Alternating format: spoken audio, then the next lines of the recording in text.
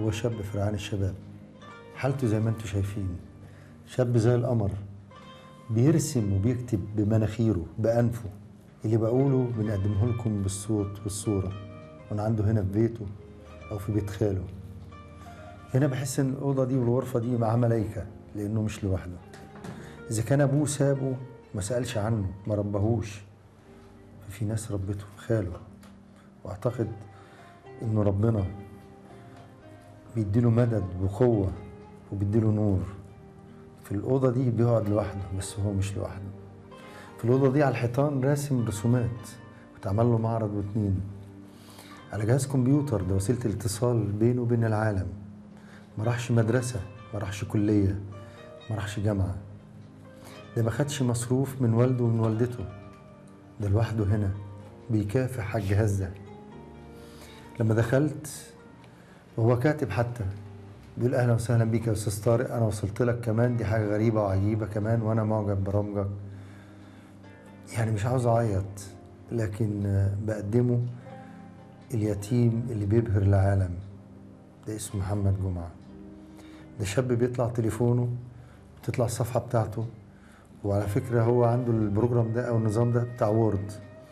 لو حد ممكن يساعدنا، بيكون بيفهم في الانظمه دي، يساعده انه يطور وانه يشتغل.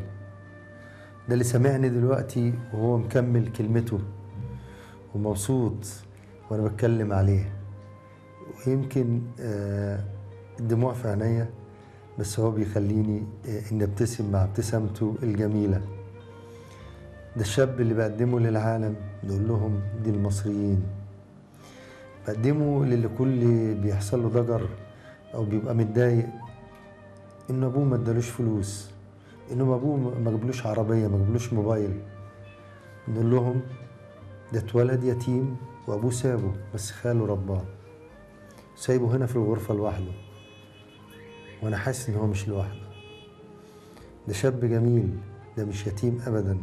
بعد الحلقة دي اعتقد انه بقى ليه مليون اخ ومليون صديق ومليون صاحب. اتمنى لو فنانين الكبار يحللوا رسوماته ويشوفوها.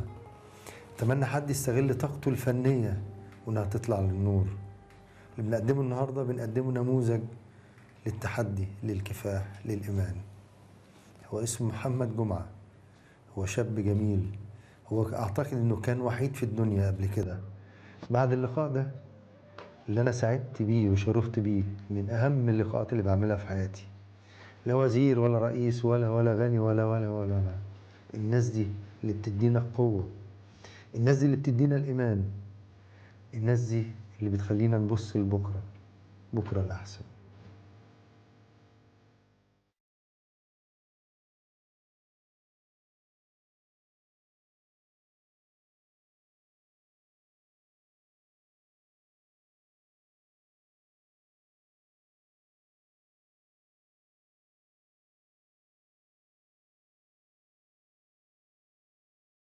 لو نفسك في حاجة اكتبها لي هنا. متضايق من حاجة، عاوز تقول أي حاجة المسؤول في الدولة، حد بتحبه وبتكرهه، عاوز تقول أي حاجة اكتبها لي، يرسل اتصال بيا. بيطلع موقع محمد جمعة النهاردة دلوقتي بيظهر على الشاشة. كلموه من اللحظة دي، مش هيبقى لوحده. وهو مش لوحده، هو مع ربنا، مع الملائكة. لما يبقى قاعد هنا بالليل بيرسم الرسومات دي، تصدقوا إن هو جمع ده، جمع ده ده هو مجمعه بحالته دي، بمناخيره وبفمه. ده هو اللي مجمعه ده. الرسومات اللي على الحيطة اللي بنطلعها لكم دلوقتي دي، هو اللي رسمها من خلال الجهاز ده. هو كان نفسه يمسك ريشة، بس ايديه زي ما انتم شايفين هي تتلف بالحرير، بس ما فيهاش الباور ولا القوة اللي موجودة عند واحد ممكن يستغلها للبطش والقوة. أكيد اللحظة دي وراها إيمان بربنا بلا حدود. مش بتحب ربنا؟ بتحب ربنا؟ أكيد هو بيحبك أوي. وأنا حبيتك أوي يا محمد. أتكلم كمان ولا كفاية؟ لو عاوز أتكلم كمان قول لي. قول الحمد لله. عبر وقول لي كلمة. أنت بعد قلت معجب برامجك وأفلامك، وقفت لي كمل كلامك.